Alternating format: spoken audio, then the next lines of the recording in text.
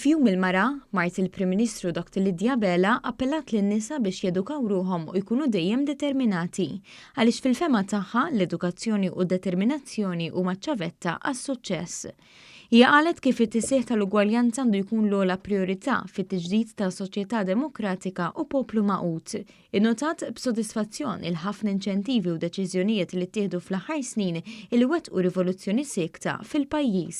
F'dawn l-aħħar xhur iltqajt ma' numru ta' nisa li tant għamluni kburija u ferħuni bl-istejjer tagħhom.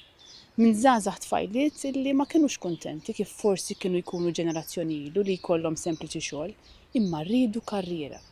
U għalhekk għamlu sagrifiċċji, studjaw wara l-ħin tax-xogħol, fl-istess ħin li iva kienu qegħdin irabbu familja sabiex ikunu jistgħu jieħdu promotion li forsi sa ftit ta' snin ilu lanqas biss kienu joħolmuha.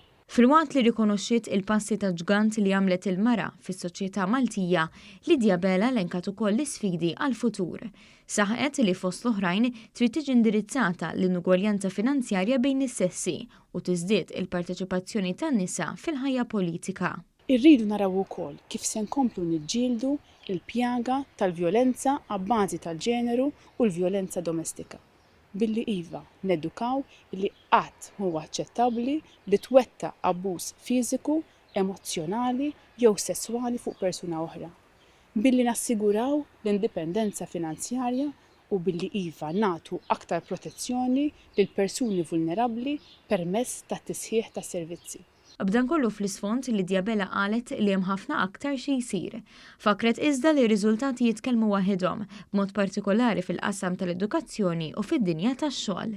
Nisa attivi fis-soċjetà jagħmlu differenza f'kull qasam, l-edukazzjoni, fl-arti, fl-isport, fil-politika.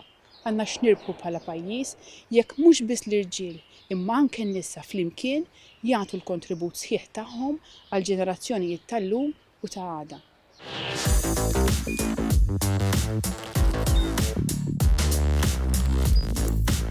Idħol fuq one.com.mt u hemmhekk tista' tara l-programmi kollha li jxandru fuq One permezz ta' One Play.